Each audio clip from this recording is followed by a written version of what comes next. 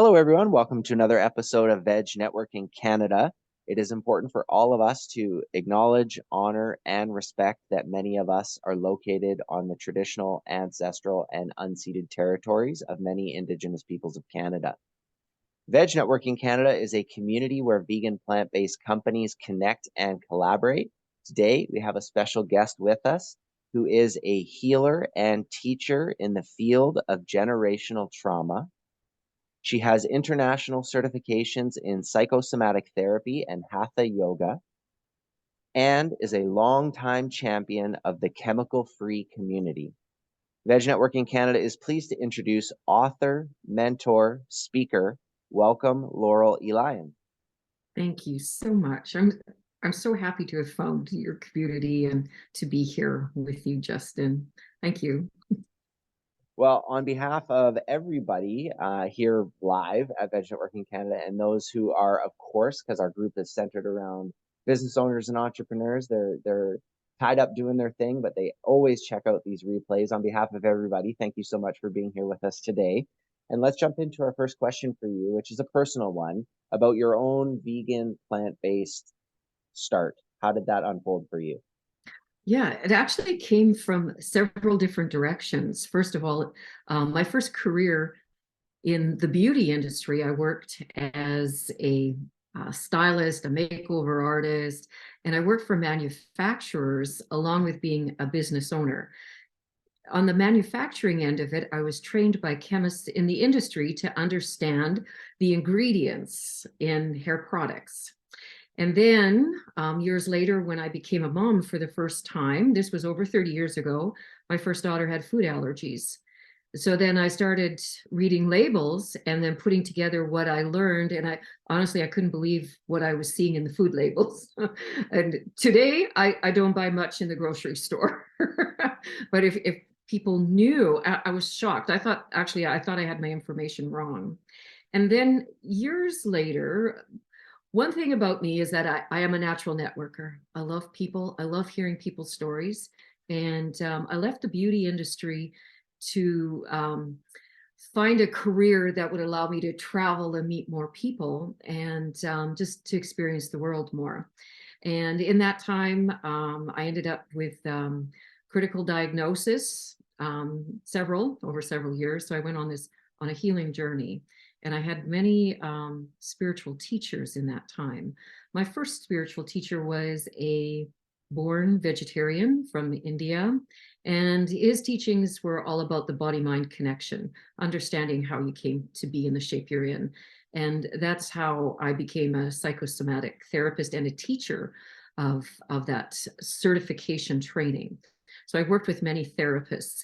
So one of the first things he said to me was that when you eat an animal, there's no such thing as the word just left me, as a humane kill, because you absorb the energy of what that animal experiences, even in the last moments. And in that time, I was not a vegetarian even yet. And that stuck with me, that seed was planted. And then I had many experiences over time. The choice to let go of the meat products came from my healing journey. And we did what we learned through my first daughter who had food allergies was, leave it out of your diet for X amount of time and then reintroduce it and see how you feel. So it really started giving me a sense of how I feel in my body. But also now that I'm this psychosomatic therapist and teaching this process, I'm really aware of how this is feeling. And I started noticing in my trainings, which we did in a 10-day live-in retreat, the behavior of people. I knew already that we were only doing vegetarian and organic.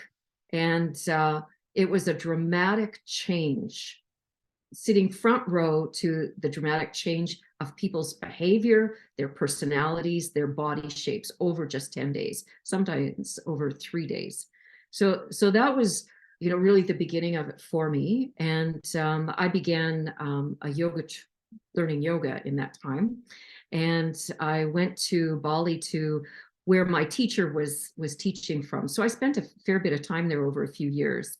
And Bali used to be called the Isle of the Dogs before it was called the Isle of the Gods. And that is because the original gene pool of dogs is from Bali, is there. And watching what transpired there really moved me. And when I started going there, rabies just came to the island. And it was because tourists were coming and bringing their dogs, their pets with them. So it was like contamination of the island. And the solution for the government was, we'll just kill all the dogs.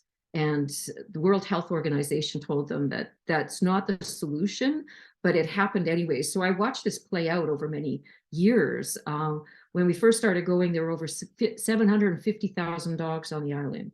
The last time I was there was about 200,000 dogs. So they put a bounty on the dog's head, and basically it was just, you can imagine what anyways, that's how that all played out.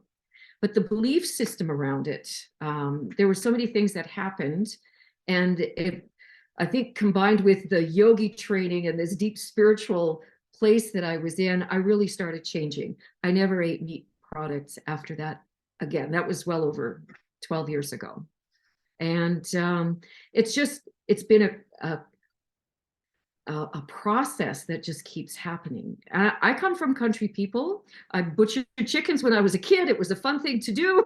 It's like we're out with grandma doing all these things. My husband's a former cattleman, a former horse trainer, and that, and we're both on this path together. So, I understand. Like I feel really passionately about it, but other people don't feel the same way. So I've had a lot of experiences with sharing it, and so I've tried different approaches. I'm still learning, and I see how our world is changing. I'm really hopeful for how our world is becoming more aware and awake to it. My children, they, kind of, just put up with mom, really, with my healthy ideas around things, and they were actually kind of critical about what I was doing. I probably was the first vegan B&B in our area. My last two homes have not had any animal products cooked in it, and that's important to me, my environment, my space.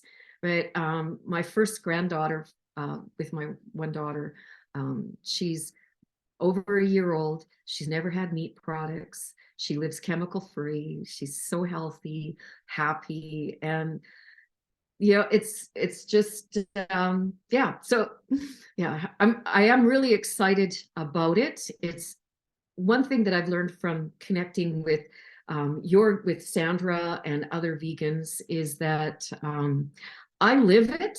I've lived it for so long that I forget to boast about it.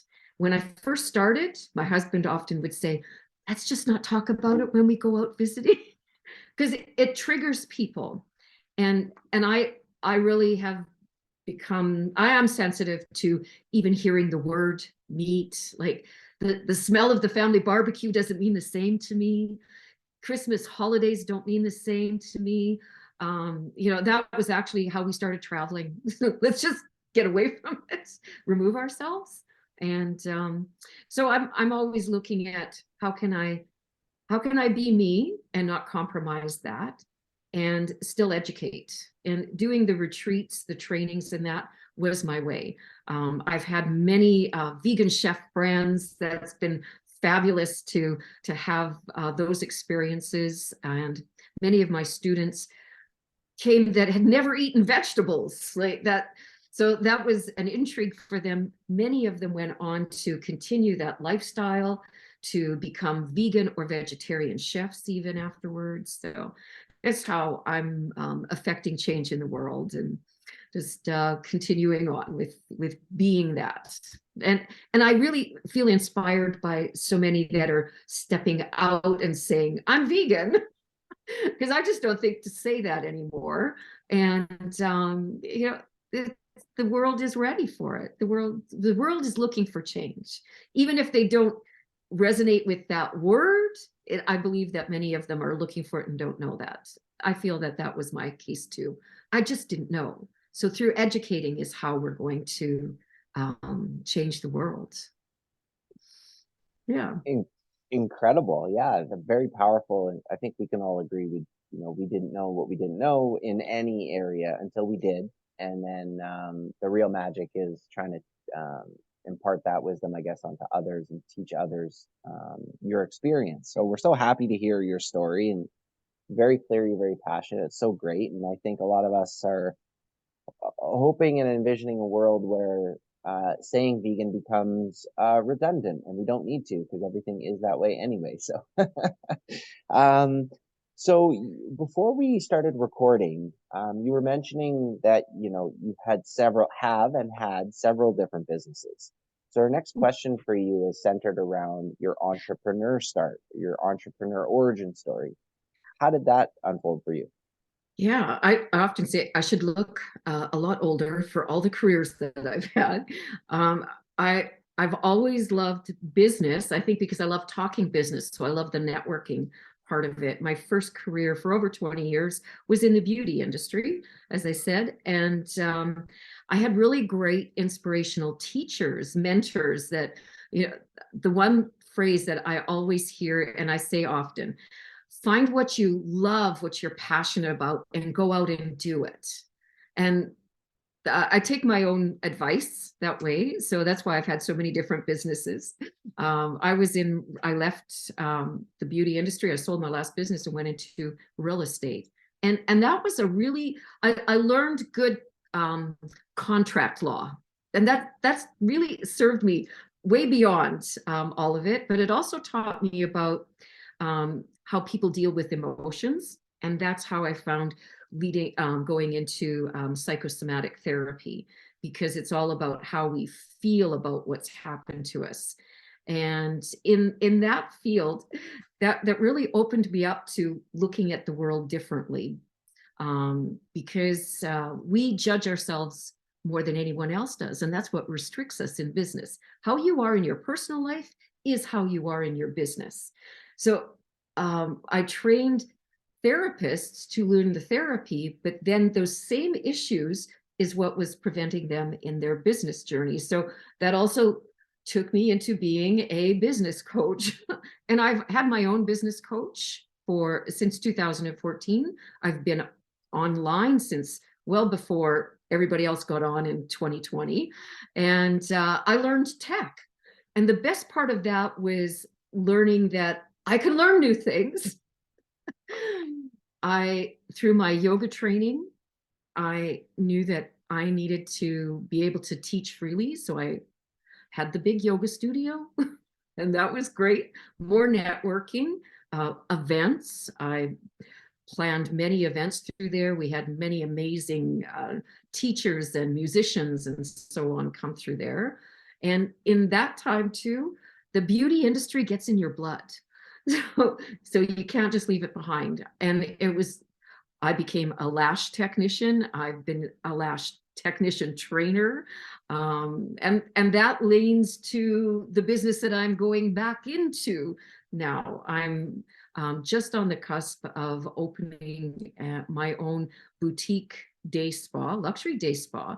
And that comes from working with women for so many years and creating natural products.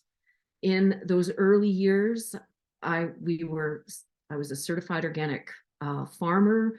When I was coming going on the vegan path, the vegetarian path, and learning about chemicals and creating a chemical-free environment for our family. And so there was so much that came in about herbs and aromatherapy. And I've just been living this, doing this, but I've been formulating my own products for most of the last 30 years. And now I've gone to that next level with natural skincare formulations for others and natural perfume. I can't walk by a rose bush without taking it in. That's just how I am, and I love to share it. So I'm putting that all into a package, and we're very close to launching. Inside of that business also it's about beauty from the inside out. So incorporating my psychosomatic background with my beauty background and using the products that I formulate to serve women and to further educate about women's health and living clean, which is about eating clean and about what you bring in. So I have a vast background in understanding chemical ingredients. So it's kind of like I gotta get it out there. So Well, you mentioned contract law, emotions, and tech. And those mhm. are all extremely important for entrepreneurs and business owners, regardless of your field. You also said something that really resonated, at least with me and maybe others listening. But you said the beauty industry stays in your blood, which is very interesting when you look at the whole passion that you have about chemical free and Mhm. poses the question, how do you want the beauty industry to stay in your blood? Anyways, all that aside, um, Yeah. Uh, maybe go ahead. I'm sorry. On that note, I became so allergic to the ingredients that I didn't even have to be doing the processes, just breathing it. I could no longer work in the big salon. So that really was uh, so this is how I've managed around it, you know. So if that kind of led into what you were referring to about it being in your blood. Yeah, what you put on your body and what you put in your body are equally important, and that's great. So maybe you can tell us a little bit more about psychosomatic therapy, and or more about beauty or hatha yoga or however you want to frame this. But the next question is centered around trends or transformations in your industry. Yeah. What are some that you've picked up on or are seeing? Yeah. So in the beauty industry, I was also a makeup artist and I studied color energy from or color therapy from a scientific form, but that led me into looking at there's something else going on here. So the energetic side of it. When I would do a makeover, we would do the complete color draping, reshaping of the hair and then also the colors that they wear and also in on their skin. And the first time they do it, it was like totally euphoric. And then the second time they'd come back and we'd be into it. And then there was like this flat response that would happen. And I would think, what did I do wrong? So actually over a long period of time, I doubted myself so much, but I started to see that it wasn't me. They weren't looking at this, they were looking here. It was their own self-image. So I took back then, there was a course called salon psychology. So that started me understanding that. And that kind of leads into the psychosomatics. Psychosomatics is the understanding of the psycho, the mind, soma, the body. So it's the connection. Many people don't understand how disconnected they are. I was disconnected and I didn't know it. I was looking for that connection to self, but we do it through the outside world. So how do you bring it in? And it's through physical, psychological, emotional awareness. And it's not a short explanation, but the experience was very profound. I started down that path just to heal my body, figure out what was wrong with me. Why did I have all of these unhappy situations happening? How come all my relationships ended like this? How come I have all these sensitivities? How come I feel so passionately about this, but it doesn't seem to serve me? Being empathetic would be a term that I would have used back then, but today I won't because I don't claim any of that for me. It's about understanding who I am. And when I'm around others, the trigger really was being in real estate, being with people when they're in most of them, the most emotional, biggest purchase of their life. And they say and do things and they take it out on whoever's around. I was not emotionally equipped to deal with that. And that's how I started. That was one of the ways I started getting sick, was beating myself up. People do it in all kinds of ways. So I'm trained in psychosomatic therapy to read a face And when I read a face, it's not anything psychic. It's understanding what all of the areas mean, physically, emotionally, and spiritually for that other person. So I can read your face, but I also understand what's going on in the body, because it's the ancients' teachings from Ayurvedic, Chinese medicine. It is all of that, but it's also combined with quantum physics and modern science. So when I read a face, it's not about judgment. It's about saying what I see and telling you what it means. And it's on a very deep level. It surprises people what I tell them. So how I use it on myself is when I look in the mirror, I see me. And when it's a day when it's kind of like things are off, it's like, oh, that's what's going on. Okay, so I have physical corrections that I do. Yoga was one of them. Because I started yoga and psychosomatic training at the first, together at the same time, I started reading feet, mostly of yoga teachers when I was in the yoga studio, understanding, oh, they're not in their body. Was one thing I remember saying that to myself. They're not in their body. How can that be? Because I'm like, yoga teacher, But it's about how they put themselves out there. And each of us do that. We grow up with the conditioning from those around us. That's the beginning part of our journey.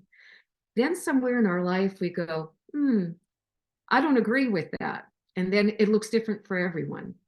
For myself, as I went on this healing journey, my diet changed. I started, because of the teachers I had, I started understanding there was more than what I was taught to believe. That started changing me emotionally, physically. I've shed over 80 inches. The pain in my body, the unexplainable pain. I have a really long history of that I've changed. And it falls in line. Every illness in your body can be explained emotionally. And I've seen it through the students that have come to my retreats with all different kinds of dis-ease or disorder. Many of them won't have it when they leave. Fibromyalgia.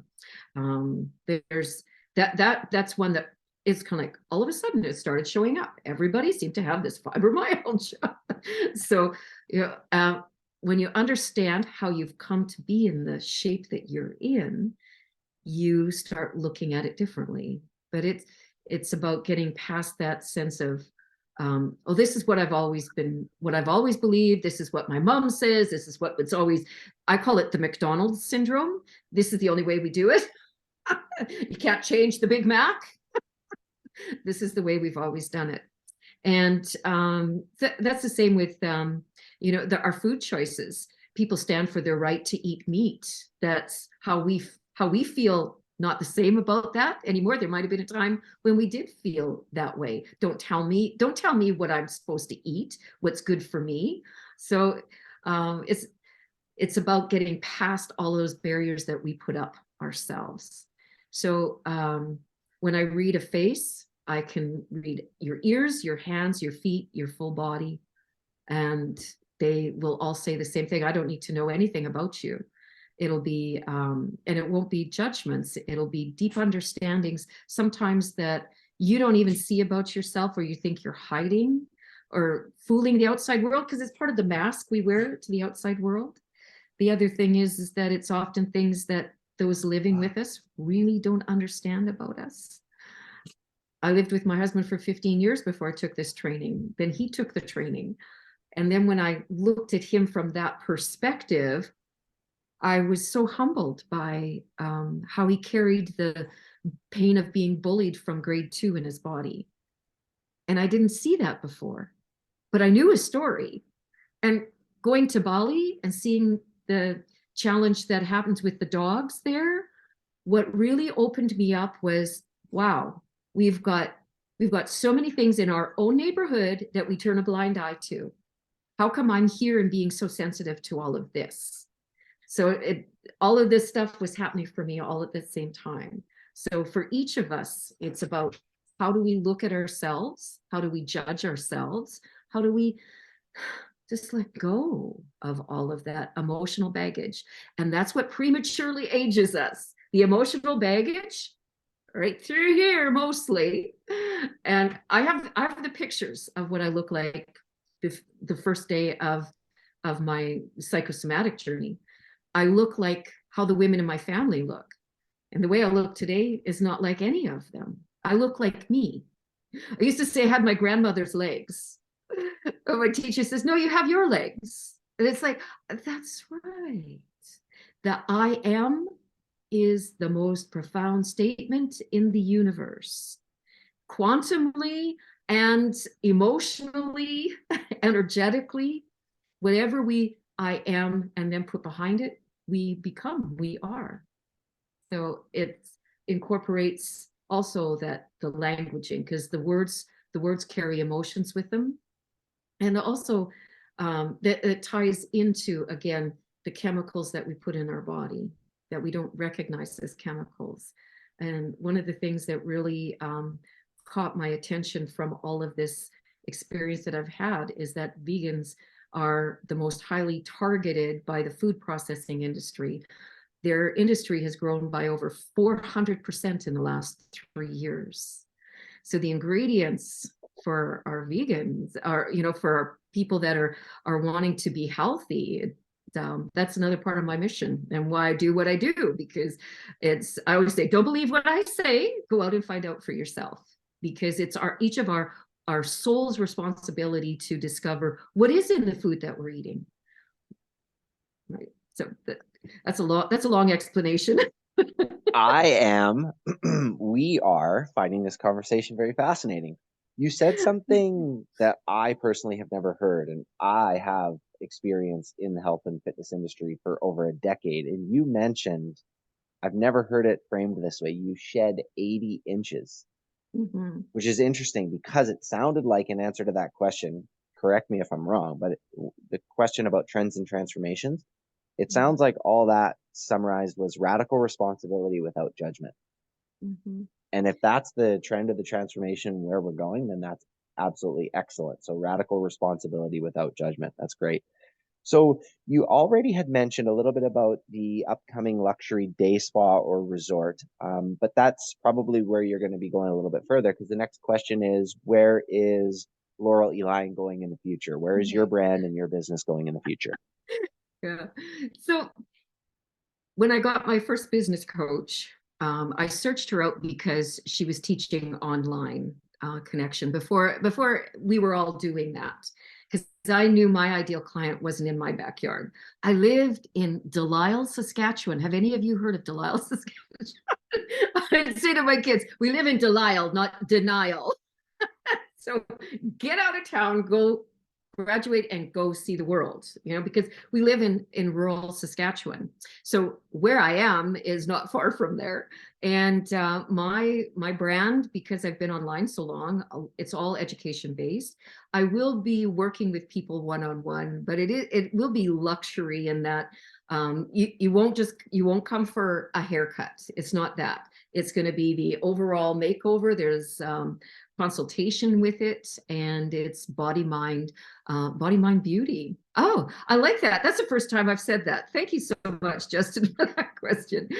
So it is just the beginning, and it really is about educating the world, or my world anyways, on how beauty, and I focus mainly on women, but it's about you know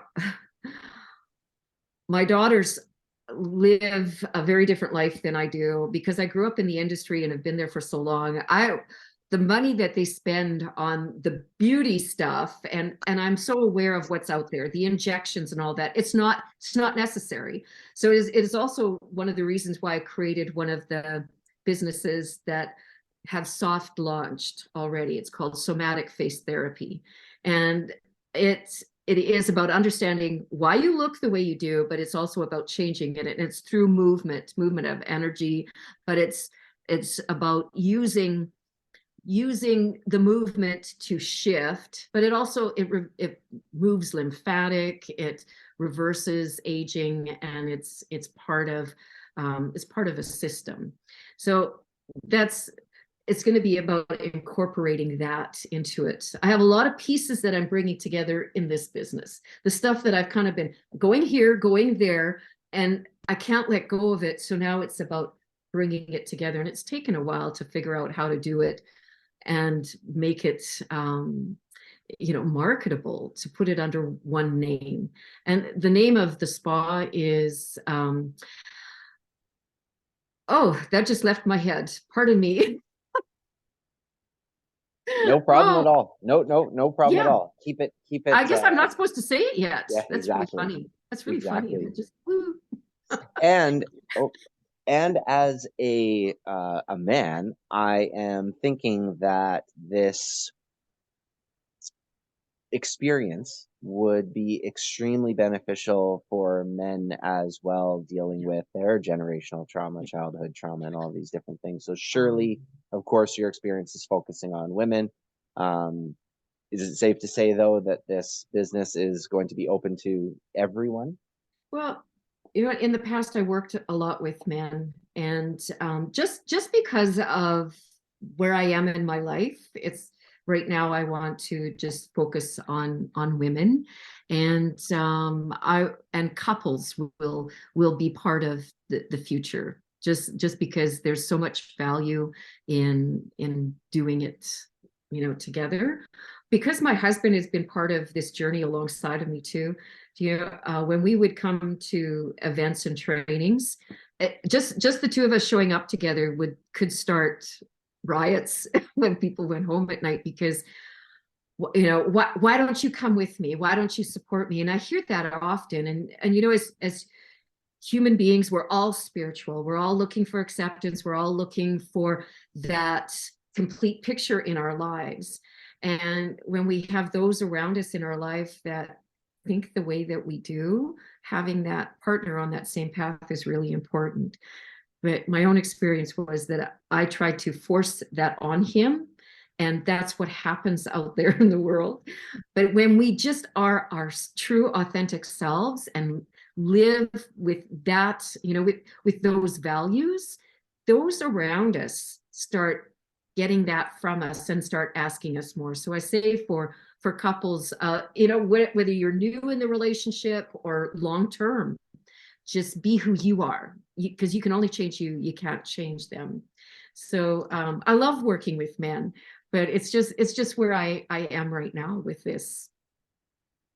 Yeah, That's my and it sounds like that's an exciting future, the whole partnership couple aspect, regardless of how you identify. I think that there's a yeah. lot of healing between that maximizing effect of two versus one. So that's incredible. Our next question, we always tell our guests that there's no right or wrong answers, and maybe it's going to be answered from the company lens, maybe from the personal lens, maybe it's something you've done in the past, you're currently doing, or planning to do in the future. But the question is centered around charity and giving back. Are there any charitable organizations that you support, or what does charity or giving back mean to Yeah, you? yeah. Again, I come back to what I experienced through Bali, and I believe very firmly in giving in your own backyard first. And if you're not getting enough in life, you're not giving enough. So give of yourself. I volunteered as a child, and my parents were from a generation they didn't agree with it. They thought it was child labor, so they were outraged that I would put my children out there to do volunteer work themselves. And actually, my kids did it full time through their summers and beyond from a very young age. And it's been one of the most enriching parts of all of our lives. Today, the one charity nonprofit is BAWA, which is the Balinese Animal Welfare Association. And I did do some work for them when I traveled to Bali. I learned about them before I went there. And it started by an American woman who starting the foundation is what healed her life of addictions. She started giving of herself to that and she helps to sterilize the dogs and educate school children. They target specifically 11-year-olds because they'll take that information back to their families and teach their families about companion pets. And we have had pets. We have pets. All of ours are rescues. We're organic farm landowners. We will never have animals for slaughter on our property. And so that's why we can't, we don't have anything on our land just yet. Figuring out how all of that that works for others to make it profitable. And anyways, that's my answer. Yeah, great. Are there any other charities in your own backyard that stick out, or? Uh, you know, it's actually something I'm working on in the near future, and because we're in a new community now too, but we always did soup kitchens and Meals on Wheels, the intellectually challenged industries, and stuff with seniors, and yeah. There's so much to learn when you're heading to a new community, and that can always take up a lot of energy. Speaking of energy, the next question is centered around resources, which might be books, documentaries, podcasts, mobile apps on your phone. It might, and all of these resources might be about leadership, self-development, mental health. It doesn't really matter, but we're just trying to extract resources that have really helped you as it comes to business and entrepreneurship.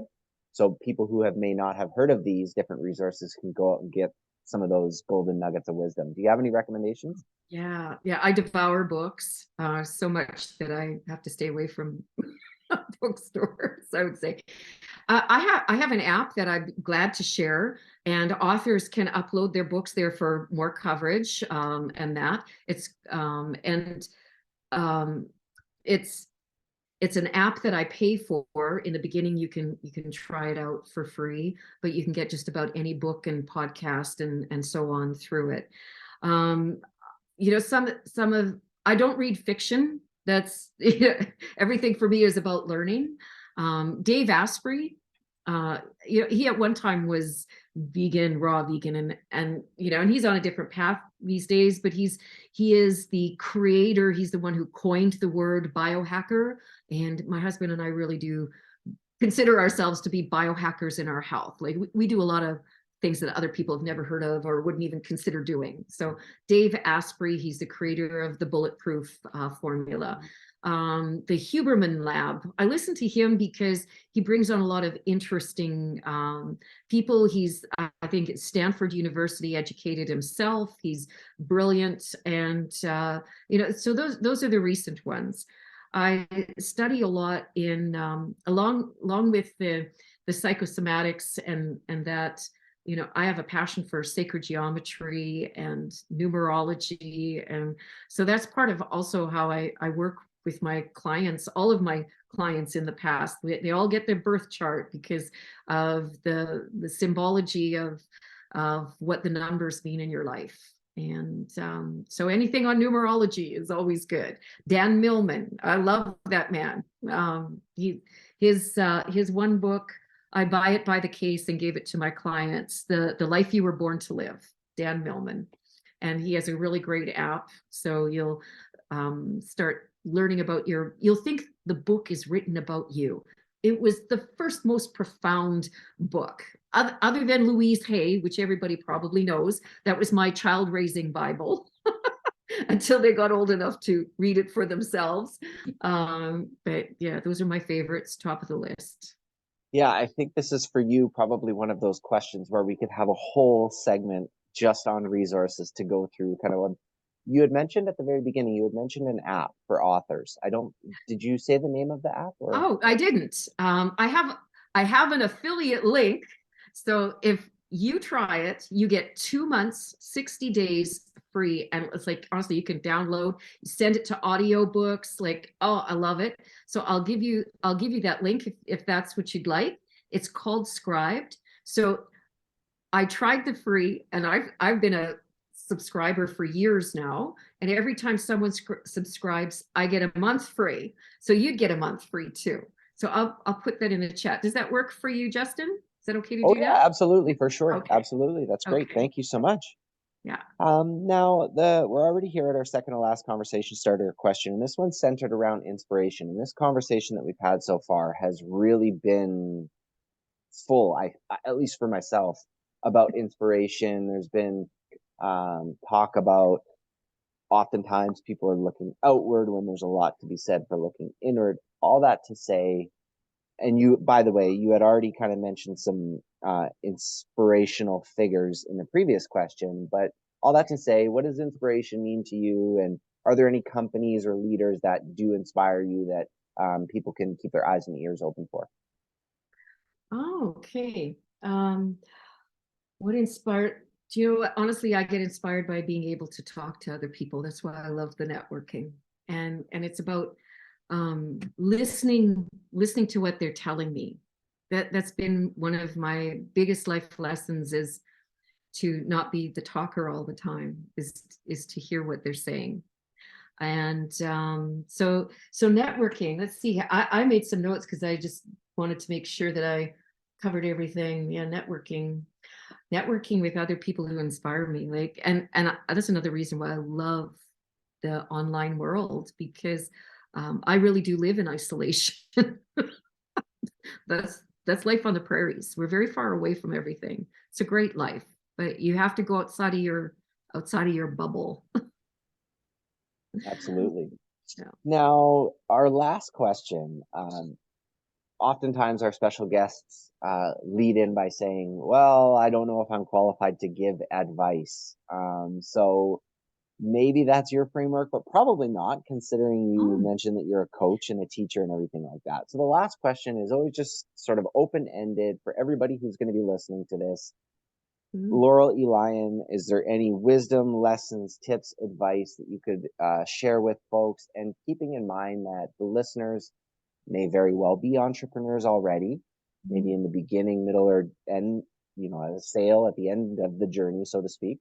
Or maybe they're not. Maybe they're intrapreneurs. They're at a company, but they've always had this idea or this passion. So you're speaking to a broad swath of folks here, but it's about wisdom, lessons, tips, or advice. Yeah. I say, don't believe anything I say. Go out and find out for yourself. And that falls into line with what everybody else is saying. If you have something passionate in your heart, don't tell others. Go and do it. We learn best by trying. There's no such thing as failure. It's about just keep going forward, and find your own vision. Be authentic to you. That was the biggest mistake I made for so many years. Was I didn't do this because, well, that wasn't the thing. It, and I did come from a time, like, I'm 1 foot in the 60s and I'm married to 1 foot in the 50s, like. And I've been around a while, that I'm really grateful that I've taken this attitude of, who are you to tell me? So I go out and I do it. And when I first started, honestly, I felt kind of embarrassed because um, my first yoga training, I took my teacher's training on my 50th birthday. But man, I celebrated in style. I did it in Bali and I went back more than one time. So let your years of experience, whatever you're an expert at, you know, enjoy that. Even if it's in a job that you don't like, your expertise is a gift you're being given for some reason. So find some way to find the passion in it so that you can deliver it in a way that fulfills you. And you've all heard this, that when you're doing what you love, you never work a day again. I will do what I'm doing till my last breathing day. And my kids' friends, they're all in their 30s, and they always get teased about, my daughters get teased about their mom, they call me yoga pants. I love it. It's like, I had the biggest party last year for my 60th birthday. It's like, I never felt any age until I turned 50. And then it's like the feeling my age was about finding the meaning in my life. So I feel like I'm just getting started. Yeah. So go and do Let's as much as you go. can. We only have now. Let's go. Just getting started. Incredible. And yeah, you said there's no such thing as failure. That's that's a great spot to think on for folks, because it really does reframe what is failure, what does failing even mean, and if so that's powerful. We have only a couple more minutes, and the question here is very deep. So feel free to try and answer it in a short, condensed period of time, or maybe pass and maybe we can retouch upon it. But special question from someone with us today is how did you retune yourself from being an empath to not absorbing others people's emotions Yeah. around you? That was what I had to learn, and I still am learning it, and that's part of all of the training combined. Is don't claim it for you. Don't say I am an empath. Stop saying it, because you're just bringing in more. And every time I have those feelings of, oh, they're talking about me, oh, what was that all about? Because I am super sensitive. I smell, I hear, I think, I feel all of it. When you start just keeping it for you, you'll be amazed how much awareness you have around the energy you give out to everyone else. And now you get to keep it for yourself. So you just center yourself. And it is physical adjustments I do. Just if you're a yogi or not, it doesn't matter. Just be aware of what's going on in your body in that moment. If you're with someone who's challenging or triggering you in that moment, just come back into your body and just tune out the outside world. I've been known to walk away from people when they're talking to me, if they're talking about stuff and I can't change the meaning of the conversation, if it's negativity and so on. You know how it is when they're talking about, you know, how bad this is or blah blah blah or whatever, and if you can't change it, do just walk away. That's when you're defining your boundaries. Nobody can make you feel anything. It's how you react. So we give our energy away when we react. Hope that Well, helps. again, totally helpful, totally helpful. And again, that could be a whole nother multi-hour conversation to answer that question. However, your initial, I think, answer in your very first sentence is extremely powerful and goes back to what you said earlier in the conversation about I am.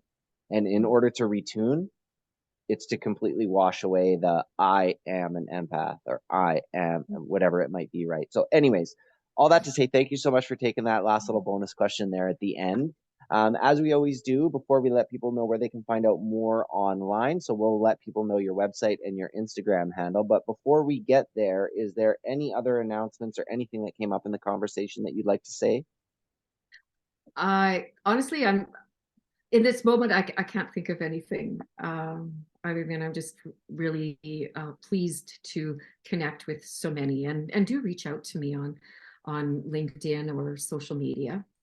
I can put my link tree in there if anyone wishes to, and there's a link in there if they want to reach out for a call. I'm always open. There's an opportunity to have a face reading call if you want. Wow, great. Thank you so much. So, everybody, you can find out more online, www.lorrelelian.com, and I'll spell that out for you. It's Lorrel, Laurel, and Elian is Elian. LorrelElian.com, and the same is on Instagram at Lorrel Elian. So thank you, everybody, including Laurel and everybody else who's with us live and everybody who's going to be listening a little bit later when you have the time. Thank you so much for being here for this great conversation with author, mentor, speaker, Lorrel Elian. And we look forward to catching you again very soon on another episode of Veg Networking Canada. But until then, bye for now. Take care.